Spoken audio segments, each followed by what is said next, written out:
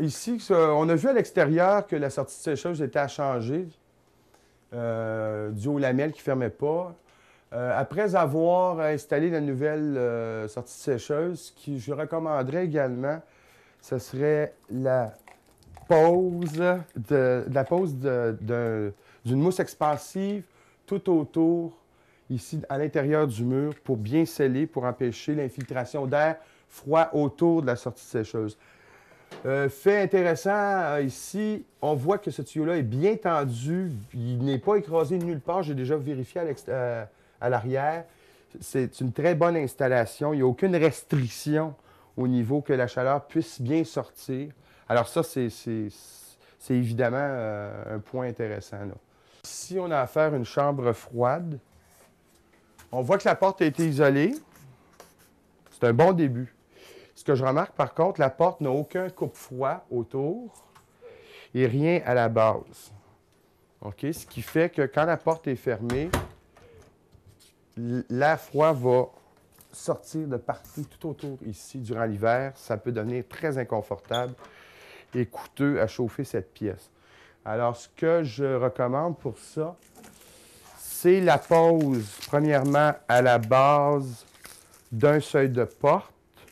Celui-ci, on devrait l'installer à l'intérieur, à la base ici. Et puis par la suite, ça ici, c'est un coupe-froid qui s'installe tout autour de la porte. Avec ça, on va éviter l'infiltration d'air froid dans la pièce. L'air froid va rester seulement à l'endroit désiré. Quand on est arrivé ici ce matin, j'ai remarqué que quand on ferme la porte, le coupe-froid s'est affaissé au fil des ans. Et puis, il n'y a presque plus de pression exercée sur la porte. Donc, il est clair que l'hiver, le froid peut entrer aisément. C'est quand même une situation très, très facile à corriger. Ça prend 2 minutes. Je vais vous le montrer à quoi ça consiste. On prend un ruban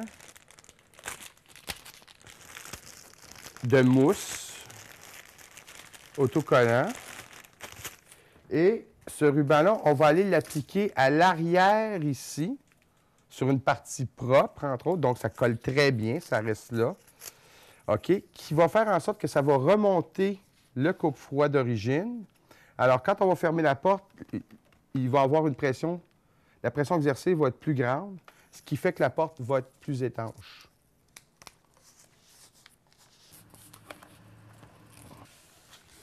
On peut voir maintenant que le coupe-froid a remonté. Alors, quand on va fermer la porte va exercer plus de pression. Cette petite lumière-là, mine de rien, qui coûte 2,50 environ, te permet de sauver environ 6 à 7 d'énergie, et ça pendant 7 ans, parce que c'est une lumière qui va durer environ, selon une moyenne d'éclairage de 1450 heures par année au Québec, ça va te durer environ 7 ans. Alors, rapport, investissement, retour sur l'investissement, très, très intéressant. C'est une des mesures actuelles les plus encouragées par les gouvernements, que ce soit provinciaux ou même aux États-Unis, tout ça, partout, là, il y a une grosse pression qui est faite auprès des gens pour s'installer des fluos compacts.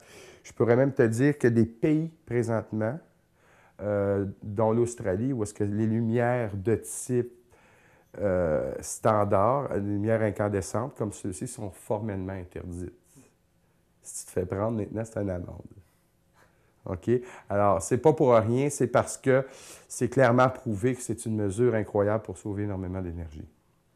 Alors, ce qu'on va faire, c'est ça, on vient d'enlever cette lumière-là, incandescente, de type standard, et on va la remplacer par cette lumière-ci, qui est une lumière fluo compacte. Une autre mesure intéressante pour baisser les coûts au niveau de l'eau chaude, c'est la pose d'aérateurs de robinet à débit réduit. Parce qu'il faut quand même considérer que l'eau chaude représente environ 25 du total de la facture d'énergie.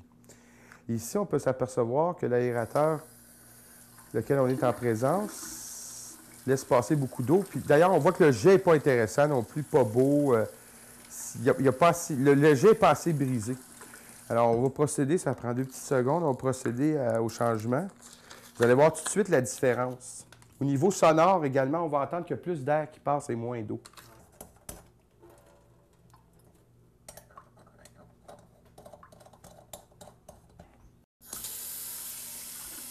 Alors, c'est ça. Là, on voit que le jet est plus régulier, plus beau. On a une meilleure pression, d'ailleurs. C'est intéressant à ce niveau-là.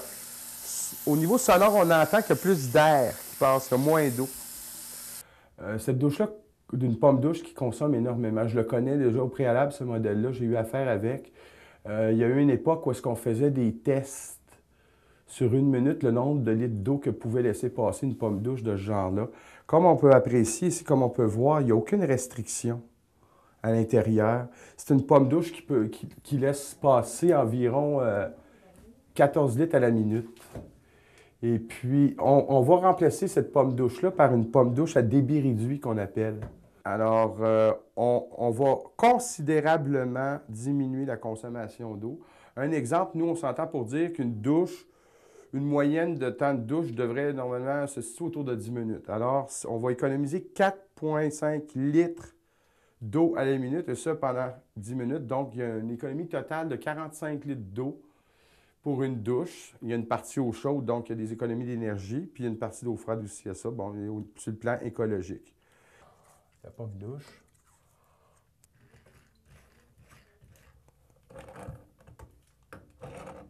Okay, alors, dans le cadre de nos visites aussi, ce qui est bien important, c'est les infiltrations au niveau des fenêtres. Ici, on s'aperçoit, si on tire la première partie de cette fenêtre-là, on s'aperçoit que ça ouvre. Donc, moi, ça m'indique que l'hiver, il y a de l'infiltration. Alors, ce qu'on fait, c'est très simple. Les fenêtres où on sent l'infiltration d'air, on va poser ici ce produit-là, qui est un produit qui est un calfeutrant temporaire. Avec l'aide d'un pistolet à calfeutrer, on va le poser sur tout le joint, la rencontre des joints des fenêtres. C'est-à-dire ici, c'est toujours l'endroit le plus important. On fait le tour ici, comme ça, de la fenêtre. Ça va empêcher, durant l'hiver, qu'il y ait une infiltration. Et au printemps, le printemps venu, on n'a qu'à tirer dessus pour l'enlever. Ça, c'est une mesure très, très à la mode là, pour se munir contre ces infiltrations d'air-là. Une autre mesure qui est très importante à partir du moment où on ferme nos fenêtres, on commence à chauffer. Lorsqu'on a des moustiquaires qui sont du côté intérieur de la maison, il faut les enlever absolument pour l'hiver. Ce que ça fait habituellement pendant la visite, quand on les enlève, tout de suite, on va remarquer qu'il y a beaucoup plus de lumière qui rentre. Donc, si c'est plus clair, on a moins tendance à peut-être à ouvrir la lumière ou bon.